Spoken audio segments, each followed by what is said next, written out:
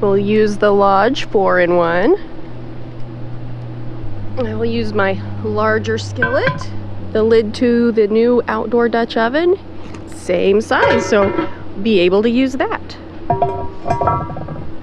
2 tablespoons of vegetable oil. Let that heat up. We're going to cook the carne asada for our meat tamales.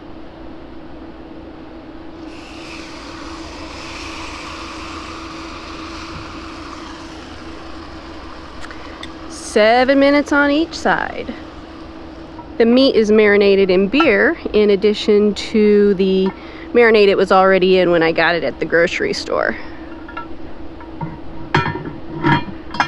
7 minutes has passed. Let's check it out and see what's going on here. Give it a flip and let it do another 7 minutes. Whoa. Oh, look at that. It's looking pretty good.